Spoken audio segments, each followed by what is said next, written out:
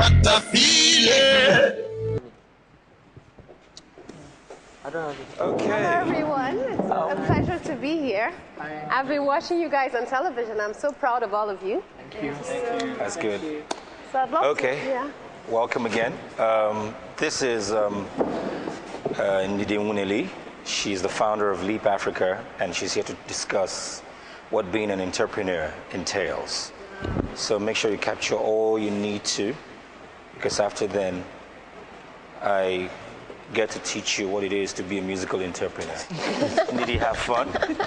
Thank you very much. Pleasure to meet all of you. What qualities do you think entrepreneurs need to have? People who are going to be successful entrepreneurs, what qualities do they need to have?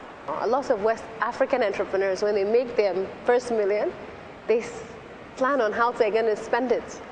But if you go to other parts of the world where we have a savings rate of about 60%, like in Asia, if you make $1 million, you save 600,000 of it, as opposed to spending all of it. In Africa, many of our countries have less than 10% savings rate. So you have to manage your money. You have to budget, you have to plan. So that's one skill that everybody can learn. And what we do at Leap is inspire more entrepreneurs to build companies that will outlive them, so that we can have companies that have survived generations. And one of you tell me what your business idea is. I thought about owning a music studio. A music studio, okay? Basically recording artists, helping artists to get their work out there. Okay, so let's use that idea. Can we use his idea? Yes. To be an entrepreneur who owns a music studio.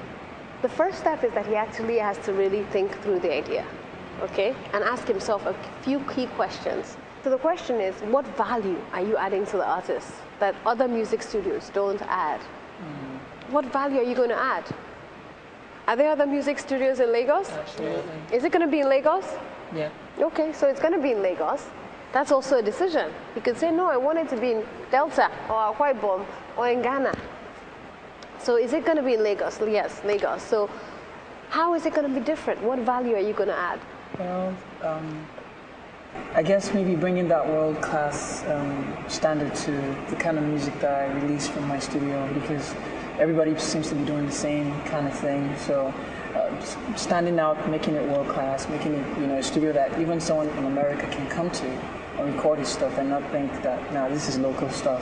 So you're saying world-class, but is it world-class in terms of the facilities? Is it world-class in terms of the staff? Expertise. In the terms of the expertise? Yeah. Okay, so basically there are different components of what's defining the services we're going to provide, because that's what you're starting to describe. Of course. Is the service. Okay, so if someone walks off the street, okay, what are you going to offer?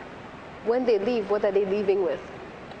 You have to think through all those components. And then you have to actually also have to think through who else is offering this service and how is mine going to be different. So if Tolu, for example, sets up a studio and brings in the best people and brings in the best equipment, and then tomorrow, what's your name? Mil. Huh? Debola comes and says, look at what Tolu has done. I have more money than Tolu. I can match what he's done and exceed what he's done. So you have to say, what am I going to do that's going to be so different that nobody else can quickly imitate what I've done, okay? And so that's why it's so important to do a market assessment. And then the third thing that's very important is really thinking through what your mission is and your vision. Now, a mission is what we call a statement of being. Who are you? And your vision is who you want to be in future. Like Microsoft. The vision that Bill Gates set when he set up Microsoft was a computer on every table. The idea was that if you have a computer at every table in every household, you have software, and that software will be Microsoft software. And then the fourth piece is that you really have to develop a business plan. And many of you have heard of business plans, and it sounds very scary.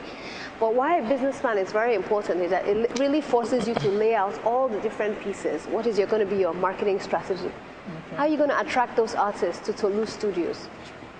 What's going to be your HR strategy? What's going to be your financial strategy? And if you're going to raise money, the first step is internally. Look within yourself. Do I have any money?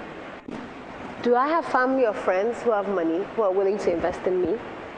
Are there any investors, angel investors, people who are wealthy who I respect, who I can go and ask to support? Are there any private equity investors? And then the banks. And then the last piece I would say is really thinking through who can support you.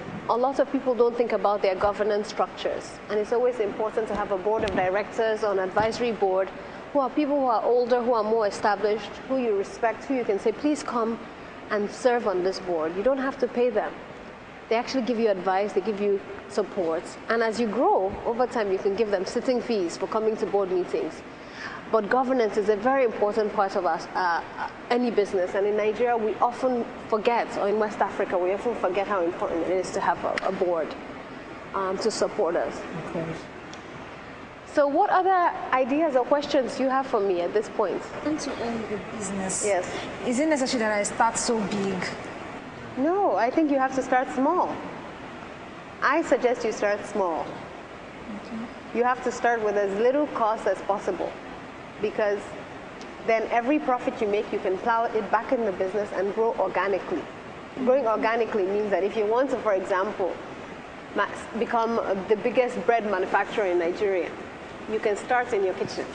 If you don't have a kitchen, you can start in somebody else's kitchen. Start learning how to make bread. When you've perfected the art and you're selling to your friends and family, then you can actually grow from the profits you've made. So I always suggest that you start small and grow organically. So I brought some books for you as a gift from Leap Africa.